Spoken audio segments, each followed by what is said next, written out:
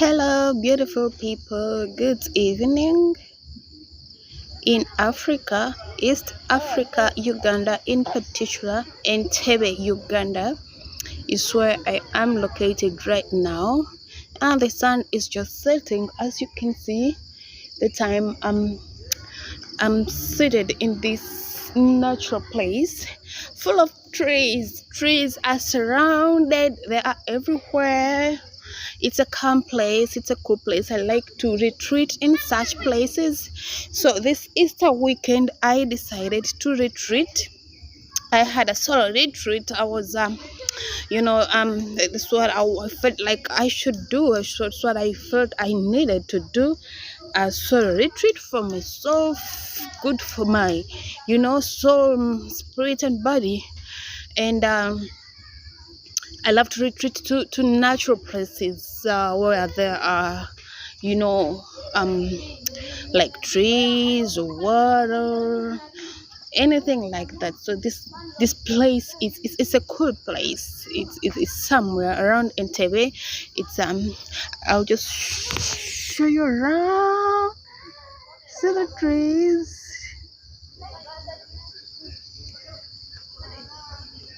It's everywhere. People come here and seek God. People come here and do, camps and all that. It's a beautiful place. Did you see my little one here? He's here eating soil. This boy loves soil like nothing. But he gives me peace of mind. That's the good thing. He allows me.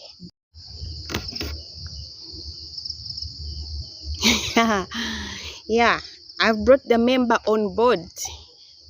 He was just down there, yes, but he just wanted to know what is going on. What is mommy doing? He just wants to come and be part. Well, guys, today I just want to talk about something like let's talk about spirituality. Let's talk about spirituality, guys. Life is spiritual. We cannot rule out that. However, some people tend to think spirituality is another aspect, like a different aspect of its own. But literally, the thing is, life is spiritual, as in we are spiritual beings in physical bodies, having the physical experience. We are spirits. Yeah, all human beings, we are spirits.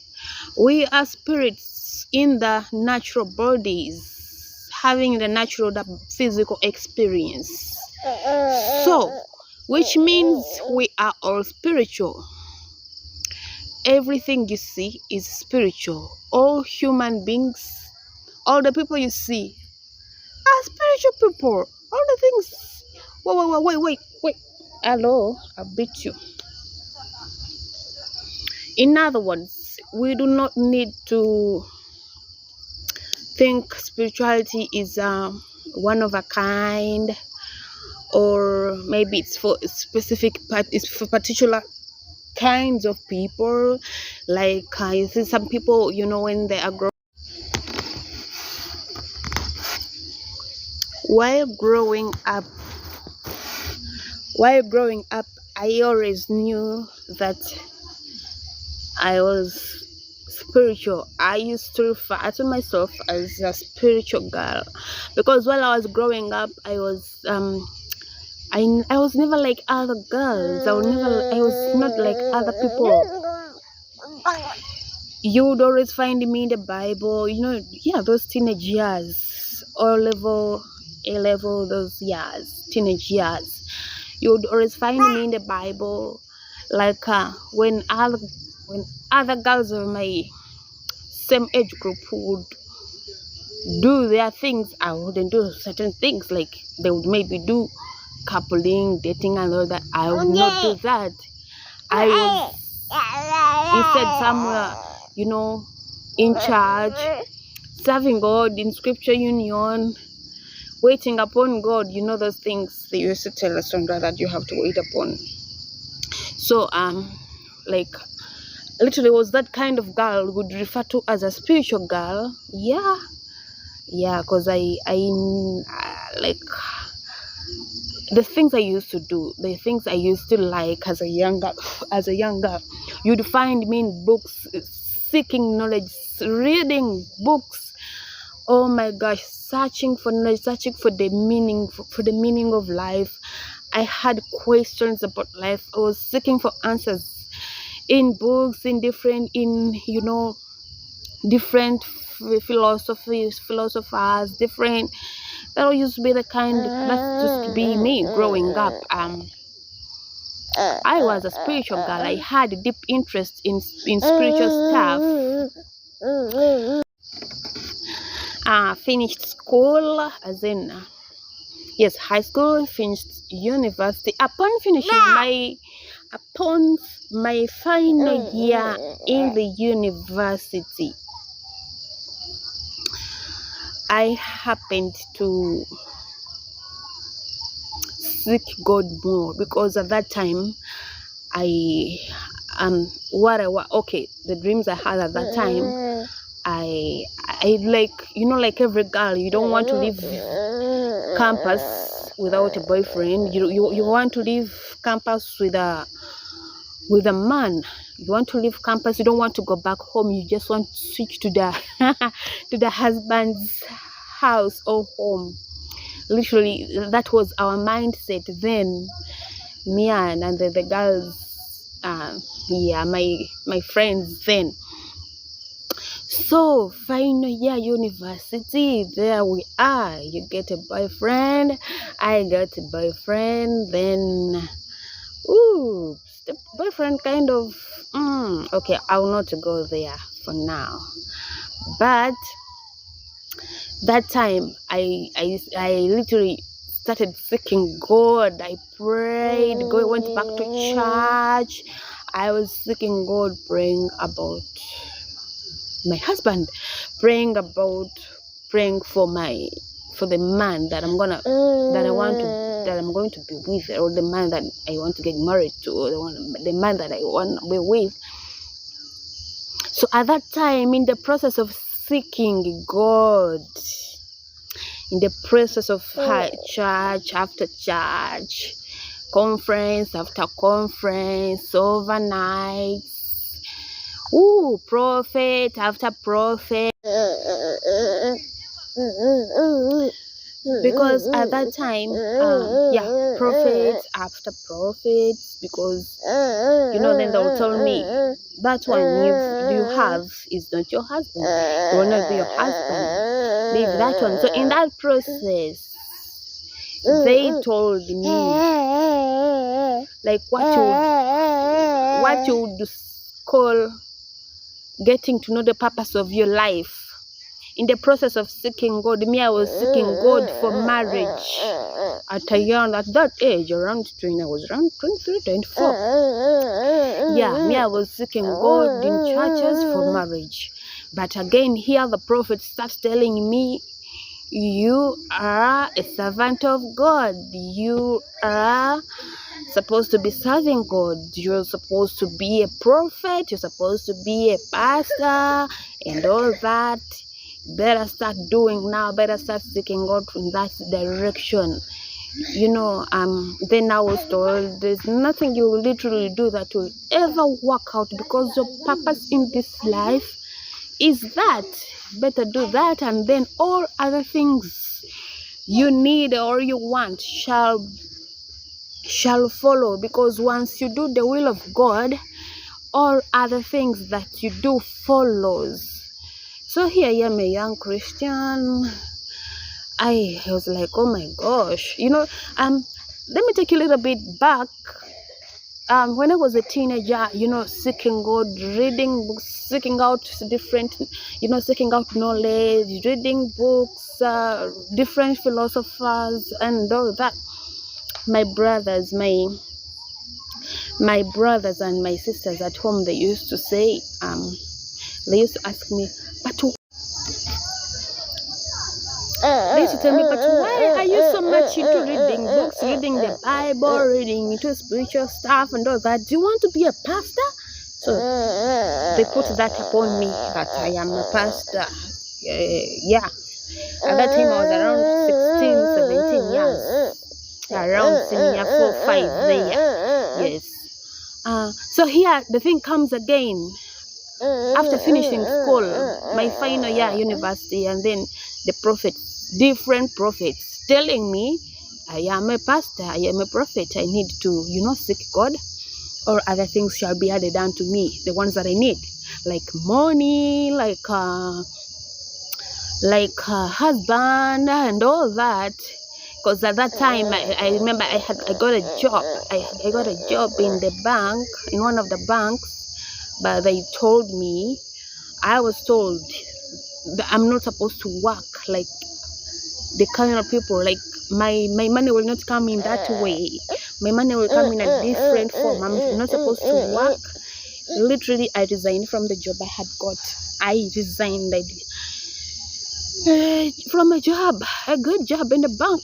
I resigned. My manager told me to come and work. I said, no, I will not come and work. Oops. Okay, that's another story. Story for another day. Then what happened? I went into that direction of seeking God. After graduation, my papers put in the suitcase.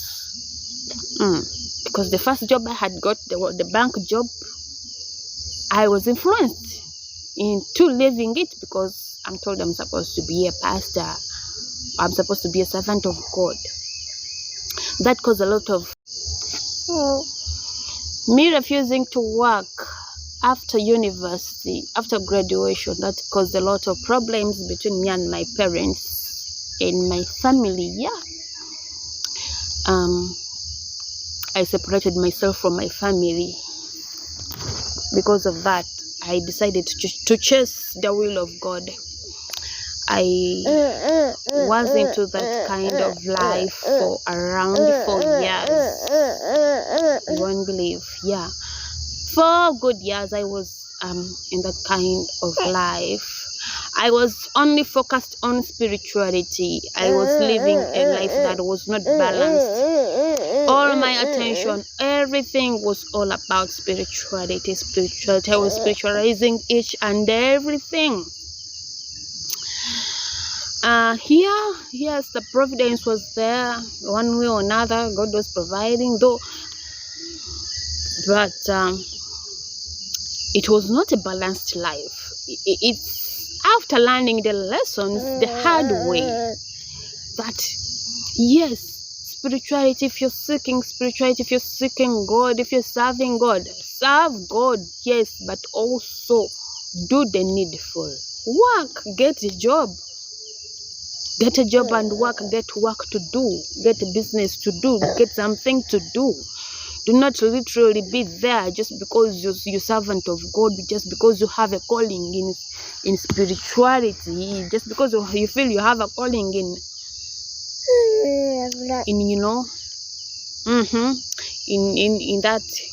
that way. And me, I learned my lessons the hard way. I am here telling you so that I can tell you the life lessons I learned. So the lesson here is balance life. Balance life.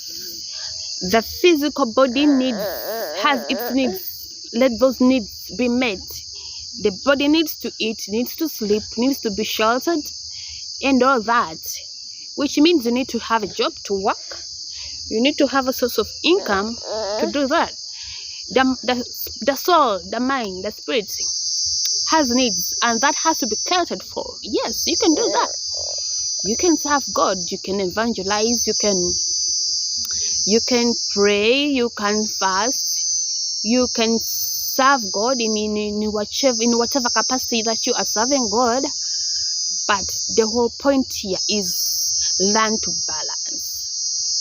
balance. I literally learned mine the hardest way. For me, my focus was only on spirituality for quite a long time.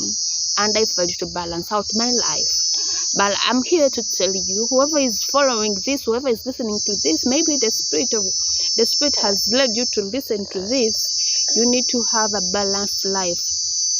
A balanced life. You see, even Master Jesus, he lived his life was a balanced life.